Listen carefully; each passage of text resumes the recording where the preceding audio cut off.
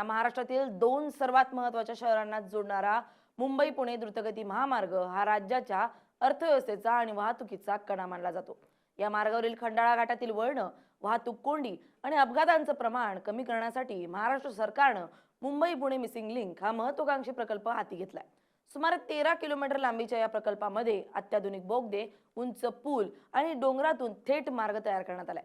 या प्रकल्पामुळे प्रवासाचं अंतर सुमारे 6 किलोमीटरनं कमी होईल, 25 ते 30 मिनिटांचा वेळ वाचेल आणि घाटातील वाहतूक सुरळीत होईल असा दावा करण्यात आला होता। हजारो कोटी रुपयांचा खर्च करून उभारण्यात आलेल्या या प्रकल्पाचं उद्घाटन मोठ्या दिमाखात करण्यात आलं आणि महाराष्ट्राच्या पायाभूत विकासातील मैलाचा दगड म्हणून त्याची मांडणी करण्यात आली। मात्र उद्घाटनानंतर अवघ्या काही महिन्यातच मान्सूनच्या पहिल्याच जोरदार पावसानं या प्रकल्पासमोर मोठे प्रश्नचिन्ह उभे केलेत।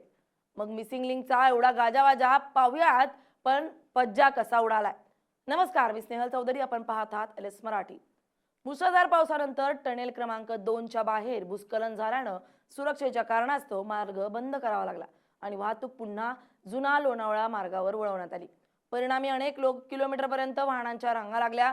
ज्या प्रकल्पामुळे वाहतूक कोंडी कमी होणार होती, त्याच प्रकल्पामुळे पुन्हा जुन्या मार्गावर ताण निर्माण झाला। यामुळे हा मोठा प्रश्न उपस्थित होतो। या प्रकल्पासाठी हजारो कोटी रुपयांचा खर्च करण्यात आला। अत्याधुनिक तंत्रज्ञान, जागतिक दर्जाची अभियांत्रिकी आणि सुरक्षिततेचे दावे करण्यात आले।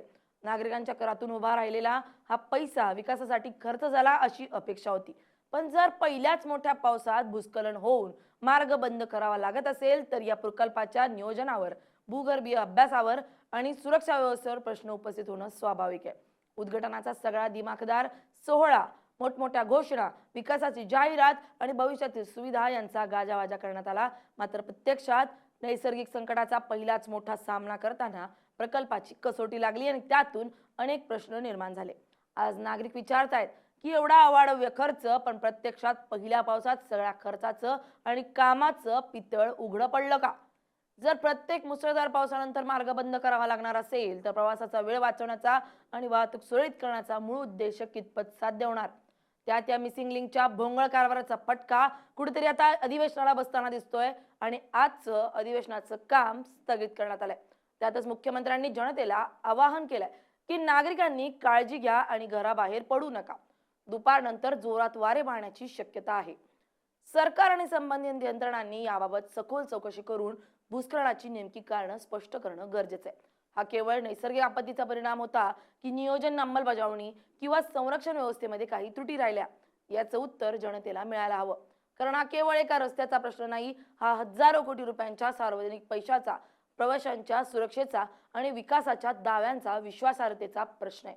मोठे प्रकल्प उभारणे महत्त्वाचे आहेत, पण ते प्रत्येक ऋतूत, विशेषतः मान्सून सारख्या कठीण परिस्थितीतही सुरक्षित आणि विश्वासार्ह राहणं त्याहून अधिक महत्त्वाचं आहे। म्हणूनच आज सर्वात मोठा प्रश्न हा नाहीये की मिसिंग लिंक किती वेगवान आहे, तर तो किती सुरक्षित, टिकाऊ आणि विश्वासार्ह आहे। कारण विकासाचा खरा अर्थ फक्त भव्य उद्घाटन सोहळ्यात नसतो, तर संकटाच्या काळातही नागरिकांना अखंड आणि सुरक्षित सेवा देण्यात असतो।